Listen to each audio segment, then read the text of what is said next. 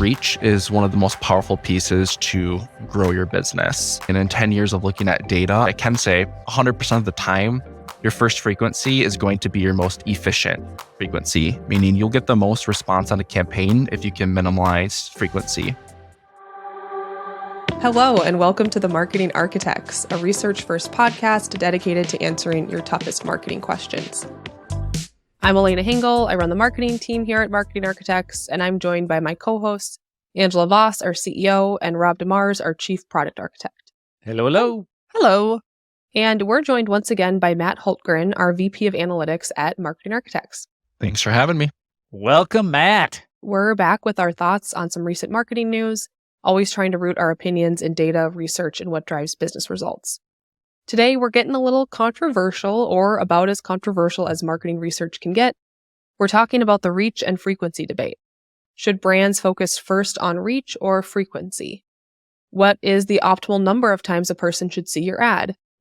Does this differ by brand, channel, or the result you're looking for, and much more? But before we get started, let's ground ourselves with some data and research, and I have a lot to go through for this topic, so bear with me. But first, I want to start by defining reach and frequency. Reach is the percentage of your target exposed to your ad at least once during a campaign, while frequency is a number of times a person sees that ad. I would like to point out that marketers sometimes mean different things when they say frequency. According to an article, Frequency and Frequency, Something to Watch Out For, by Ehrenberg Bass and Byron Sharp, quote, frequency can mean either A, frequency in the sense of coverage over time so that consumers don't forget about us, and so when they make a category purchase, the gap since the last time they saw one of our ads isn't too long, or B, frequency in the sense of repeatedly seeing our advertisement several times close together so that they can understand and learn the advertisement. Byron Sharp believes the second kind of frequency is faulty and based on old discredited ideas about learning and advertising. So that spoiled Ehrenberg Bass's opinion of reach versus frequency a little, and we'll get back to that general opinion in a moment, but when I began to dig into this topic, I understood fairly quickly why it's so heavily debated. There are a lot of different opinions. I started on ChatGPT, which might not sound exactly research-driven, but it did cite its sources, and I wanted to use it to try and suss out what are some general opinions on reach versus frequency. It started by saying that the ideal amount of reach and frequency in a marketing campaign depends on various factors like objectives, audience, and the nature of the product or service being advertised. But then it went on to say a focus on reach is beneficial for growing brand and introducing new products and services. It's generally preferred at the beginning of a campaign to establish a broad audience base and should be prioritized for established brands running seasonal promotions or when the goal is more about brand lift rather than immediate conversions. ChatGPT said frequency, on the other hand, is crucial when targeting a niche audience, reinforcing your message, or aiding in brand recall. And in markets with high competition, greater frequency can help your brand stand out. But you should avoid overexposure because that can lead to ad fatigue. And finally, the relationship between reach and frequency is typically inverse because increasing one means compromising the other. ChatGPT also said branding campaigns might have a lower frequency compared to performance-driven campaigns. Okay, so that's maybe a general internet view of reach versus frequency. What does the research say? Well, it doesn't exactly agree. Let's start with the B2B Institute and an article called Reach Maximalism by John Lombardo. In the reach and frequency debate, the B2B Institute chooses reach every time. And they cite an article from Bob McCurdy called Reach versus Frequency and the ROI Stakes, which cites data from a Nielsen study analyzing 3 different frequency strategies, low, medium, and heavy, and the sales response for each. The study supports the once is enough finding pioneered by several prominent marketing researchers. The study looked at low, medium, and high frequency buyers. The low frequency buyers saw 1.5 ad exposures on average, which equaled 61.5 gross impressions, and they generated 31% of total sales, which means it took 1.98 impressions to produce each point of sales growth. Medium frequency buyers saw 4.5 exposures on average, 112.5 gross impressions, and generated 24% of total sales, so it took 4.7 impressions to produce each point of sales growth. And high frequency buyers saw 10 exposures, 330 gross impressions, and generated 45% of total sales, so it took 7.3 impressions to produce each point of sales growth. This is significant because it means once is enough to generate a sale. A low frequency and high reach strategy is the best way to reach a set amount of sales growth. And another single source experiment showed that high frequency strategies reduce sales impact by showing the same ads to the same potential customers in a short period of time instead of reaching new buyers with broader targeting. AKA, the ROI from your 10th exposure is worth less than the third exposure. And my last thing, I promise, I also found a recent article from Work called What We Know About Reach and Frequency that did agree broad reach is the key strategy for achieving brand fame, but offers some additional perspectives. The article is long, but there were a few specific things I wanted to call out. They quote a study from the Mobile Marketing Association and Newstar that found focusing advertising on your customers most responsive to that advertising, what they call the movable middle, can bring better outcomes than just maximizing reach. Sky TV found the optimal frequency for TV advertising is between 8 and 14 exposures, and Facebook recommends optimizing your ads to reach 50 to 70% of your target audience at a 2 to 5 times weekly frequency. Work recommends using a combination of digital and traditional media to achieve reach, because the decline in traditional TV's reach makes it difficult to only depend on a channel like TV for broad reach. Okay, so that was a very long setup for Matt, but I wanted to make sure we cover a lot of different perspectives because there are plenty when it comes to this topic of reach versus frequency. So Matt, thank you again for coming back on the pod. I want us to start by talking about why you suggested we cover this topic in general. What has been your experience of this reach versus frequency debate? It's the Wild West. You hear it all out there, which is kind of crazy. I mean, I was on a call last week and you hear people advocating for frequency. I was on a call last month and I heard people advocating for reach. I think there isn't as much general consensus as you'd think there would be in this day and age of data.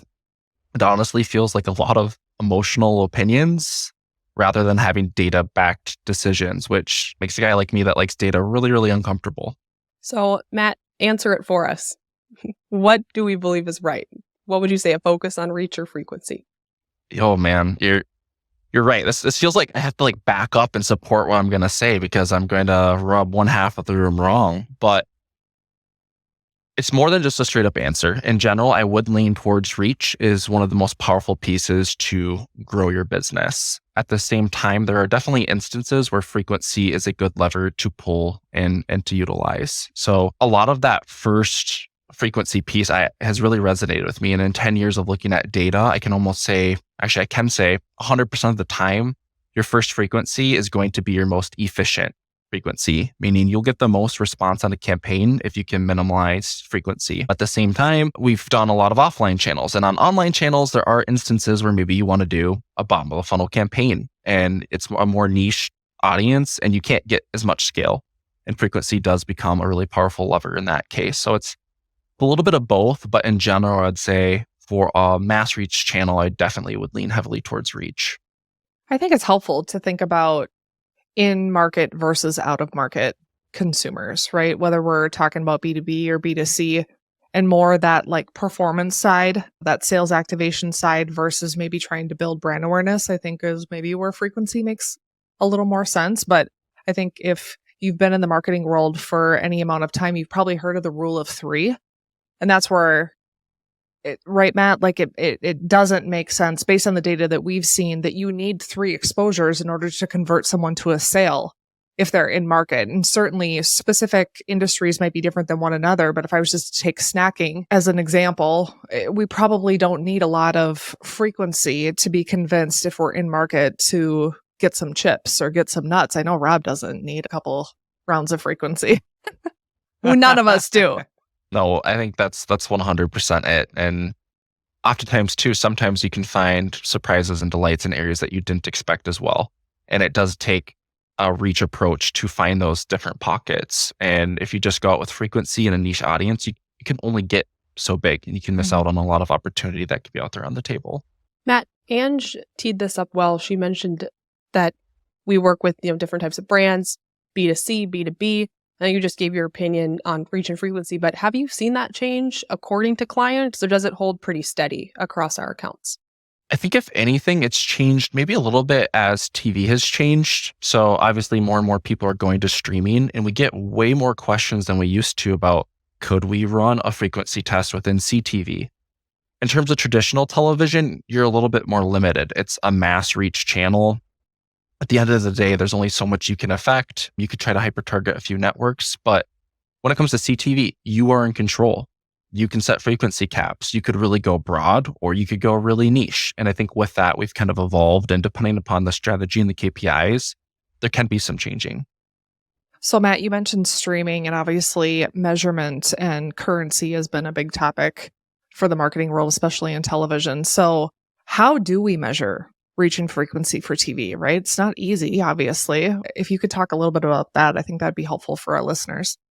That's a great question. I think most people are familiar with the traditional television way. You have Nielsen, they're the gold standard. They've been around for a long time. There's other currencies out there, but in general, I think Nielsen is pretty well respected still in the industry. And you can use tools like NPower. Kantar has a tool, and they produce reach and frequency curves. Where it becomes very, very interesting is when you now integrate it with streaming. And it still is a bit of the Wild West. I mean, it's an emerging place. Your audience is now not, it's still mass reach, but at the same time, you can get targeted. And now, how do you compare reach and frequency of something that's just general targeting versus something that's very targeted? And I think everyone is still kind of feeling out how do they want to talk about reach and frequency when it comes to CTV? Because when you talk about even like the weight, if you're only targeting 10 million people in CTV, but you're targeting 100 million in linear, those TRPs and those weights are not the same. So it really comes down to each agency and just walking through what is the goals of those campaigns and how do you want to talk about it, and just making sure you're on the same page. As you mentioned, we work in television, and you said that what we've seen for clients is typically the first exposure is the most powerful, right? That first frequency. So you want to try to maximize how many people can I hit with that first impression. We don't buy digital, but do you think that the same reach and frequency principles, do you think that they would hold true for digital channels? It's hard for me to bet against it for a prospecting campaign. And the goal of most prospecting campaigns is to find new customers to acquire.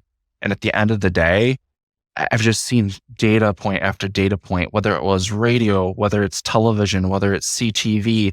And there even happens some more limited stuff, like even looking at YouTube or Facebook, where the mass reach approach, that first frequency point, does have the best response per impression. That doesn't mean that's where profitability is. It doesn't mean you can't go out to 3, 4, 5, maybe in some cases even 10 frequencies. But if I was trying to build my brand and if I wanted to do that profitably, which most clients want both, I would lean towards that reach approach. Again, you can have other initiatives, other campaigns that might have different goals where it is more of a refined target and higher frequencies make sense. But in terms of prospecting, I would lean reach every single time. Yeah, I respect the clear answer. Rob, speaking of clarity, one thing I wanted to ask you about was creative quality. I found some chatter online about how optimal frequency might vary according to creative quality, which kind of surprised me. They were saying that low quality creative might benefit from higher frequency, whereas high quality creatives can perform at lower frequency. Do you think there's anything to that? I'm going to punt on using the term quality, as I think that people associate that with creative cost, that really expensive commercials are higher quality. And I'm going to replace the word quality with memorable. I remember a calm meditation app a few years back that used stock footage of rain falling through leaves. And they revealed at a conference that they spent like nothing on it. It was stock footage and really good rain audio that captured people's ears. And I think that ad did a great job of being memorable. When it comes to memorability, I do believe that memorable ads need less frequency just by the nature that they're more memorable. I don't have hard data to support that, but I do think it's human nature. And I'd even go so far as saying, I know we've talked about this in previous podcasts, that even annoying ads can be memorable and therefore probably need less frequency. I would think too that even outside of memorability, and I'm not disagreeing with you, although we love a good debate here, even related to sales activation and performance, right? If we think about quality more in the realm of how well is it convincing you to buy the product? You know, intuitively, that sort of makes sense, as if you're like, gosh, if it grabbed your attention, it had a good hook, it sold in a problem that you might have and convinced you that their solution is what you need to go to, then that might make sense. Matt, have you noticed anything with, frequency or performance changing according to creative, quote unquote, quality, however we define that? I think another piece that can play into it, and frequency and reach definitely play into it as well, is it's the spot length behind it. And a 30-second is just going to naturally be more memorable. So sometimes even that requires less frequency than a 15. And sometimes you want to build up that brand recognition before you go to 15s. And it's not that 15s are lower quality, but sometimes it's nice when the memorability is already there. And now all of a sudden you don't need as high a frequency. This topic is complex, so I thought we could end with some simple advice. Matt, if you're a marketer and you're kicking off an advertising campaign for the first time, how would you go about planning a strategy that works towards optimal reach and frequency? Yeah, I think the root of most of my campaigns, especially for growth, and it depends upon if you're in like a growth mode or a hyper profitability mode as well. But if I'm thinking, how do I grow? How do I go acquire more customers? I'm definitely going to be leading with a lot of different reach strategies. Coming back to, I'm going to need money coming back in for every dollar that I'm spending. I'm also going to supplement that with leveraging the data I have to go out with smart first party data that would have higher frequencies. And whether that's a retargeting campaign, whether that's going after customers that have lapsed with my campaign, those people, we already know they're in the market and interested in our brand. So I'm going to go hit them with higher frequencies to try to get them to re-engage with me. So it's going to be a mix of both, but definitely leading for growth by leveraging reach across my channels. One last question to end the episode. I was wondering, when's the last time all of you saw an ad way too many times? When have you been hit by the overfrequency bug? I'll go first. I made the life mistake of buying a mattress about a year ago. And I knew I wanted a sleep number, but I made the fatal error of Googling sleep number. I still see mattress ads about a year later, something I'll always regret. I've seen certain brands probably 100 times. I would say it's interesting because I didn't actually Google this brand, but my wife and I have been binge watching Caribbean Life, dreaming of getting out of Minnesota in the winter. We've been going through 3 or 4 episodes a night. And on every single ad break, there's a Twisted Tea. I see Twisted Tea 15 to 20 times a night. Mm-hmm. And over the course of the last week, I have no short of 100 times seen Twisted Tea ads. Wow. I was going to say, have they convinced you? Not quite yet. No. Rob, what about you? All right. So the Hyundai ad where the guy's in the stadium and his arm stretches like a mile long to go and open his car door. Mm-hmm. The first 42 times I saw that ad, I thought it was kind of funny. And around the 60th time, it now creeps me out. Like this guy's long arm, bendy arm going through, the parking lot. So I've seen that ad way too many times. Sorry, Hyundai. Love the idea. It's just the execution and the frequency. I'm not going to name the brand, but I will just say it was a heavy spending pharmaceutical for a sensitive medical condition that we don't have in our home. But while watching the newest season of Fargo, we have seen the ad, I'm going to say no less than 50 times in the last several rounds of watching television. And pharmaceuticals, I mean, they spend a ton of money in television. Like I think in the first half of 2023, they made up for 60% of the new money being spent in television. So it's obviously a big space. When you can start reciting the disclaimer copy of those pharmaceutical ads, you've seen them a few too many times. Yes. And you start to wonder, you're like, I feel like there are better names for these. Like if I was coming up with a name for this specific medical condition, it wouldn't be the complex names they come up with. A couple jingles in the old head when it comes to those pharmaceutical ads. It's crazy how many of those you just hear over and over again. Yes. This is a PSA. Please figure out your frequency. Have mercy on us. We're sick of seeing the same ads over and over again. All right. All that's left is our analytics sound off. All mottos are wrong, but most are useful. That's it for this episode of The Marketing Architects. We'd like to thank Ayana Klaphocky for producing the show and Taylor De Los Reyes for editing. You can connect with us on LinkedIn, and if you find the show valuable, please leave us a rating and review. And if you'd like to hear more from us, subscribe to our weekly email newsletter. It's built for marketers seeking research-first analysis of the latest trends. You can go to marketingarchitects.com/newsletter to subscribe. Now go forth and build great marketing.